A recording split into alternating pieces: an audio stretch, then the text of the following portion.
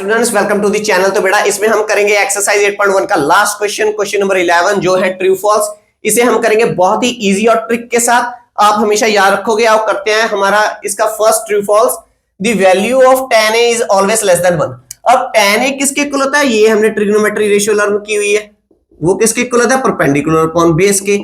अब जो परपेंडिकुलर और बेस है उसने कहा ये हमेशा एक से छोटा आएगा। क्या ये छोटा आएगा? ध्यान से देखो। अगर उसने कहा है कि परपेंडिकुलर 3 है, बेस क्या है? 5 है। अगर आप 3 को 5 से डिवाइड करोगे तभी तो आएगा ना 0 पॉइंट समथिंग करके, समझे? पर ये हर बार तो पॉसिबल नहीं है। तो उसके कहने का मतलब है, इसका मीनिंग ये हो गया कि परपेंडिकुलर हमेशा छोटा होगा बेस से। ये पॉसिबल है? नहीं, क्योंकि जरूरी नहीं है कि परपेंडिकुलर छोटा हो। परपेंडिकुलर छोटा भी हो सकता है और बेस भी छोटा हो सकता है। समझे मेरी बात? तो हमेशा ये नहीं होगा परपेंडिकुलर छोटा ही होगा बेस से। परपेंडिकुलर बेटा बड़ा भी हो सकता है। तो दैट्स मीन ये कंडीशन पॉसिबल नहीं है।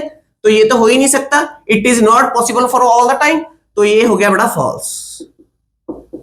ये हो गया फॉल्स। आप इसकी जस्टिफिकेशन ऐसे भी दे सकते हो कि tan, अगर हम tan 60 डिग्री की वैल्यू लें, वो कितनी होती है? √3 को अगर सॉल्व करोगे वो कितना आएगा? 1.73 के अप्रोक्सीमेट। तो 1.73 तो 1 से बड़ा हो गया, ये छोटा थोड़ी हुआ। ठीक है, अब करते हैं सेकंड क्वेश्चन। तो सेकंड है हमारे पास secant a इक्वल टू 12/5। अब secant a की ट्रिग्नोमेट्री रेशियो क्या होती है उसे लिखने के लिए हमने ट्रिक लर्न की थी। पंडित बद्री प्रसाद हर हर बोले, सोना चांदी तोले, साइन का रेसिप्रोकल नीचे आ गया कोसेक, कॉस का सेक हो गया और tan का हो गया कॉट। अब किसकी बात हो रही है? सेक की। तो सेक के लिए मैं नीचे से ऊपर देखूंगा। दैट्स मीन ये हमें क्या दिया है बेटा? 12/5 जो दिया है आपको दिया है हाइपोटेनस अपॉन बेस। अब ध्यान से देखो। अब हाइपोटेनस हमारे पास कितना दिया है? 12 और बेस कितना दिया है? 5। तो हाइपोटेनस बड़ा दिया है किससे? बेस से।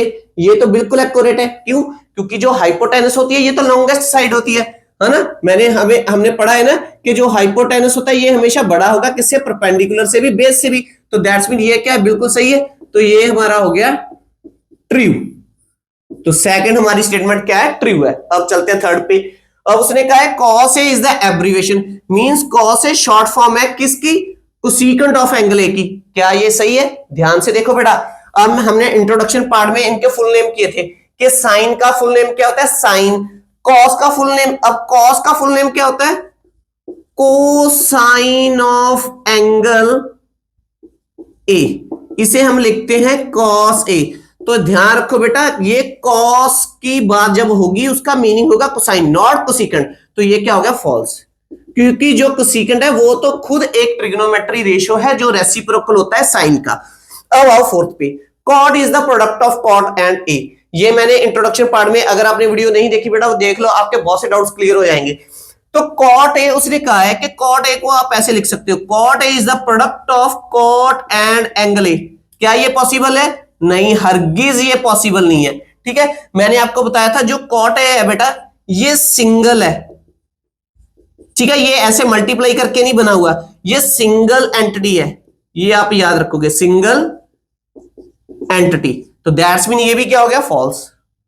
तो ये भी हमारा हो गया बच्चों फॉल्स। हम इसे ऐसे नहीं लिख सकते। अब फिफ्थ फिर से हमारे पास रेशियो दी है साइन थीटा की।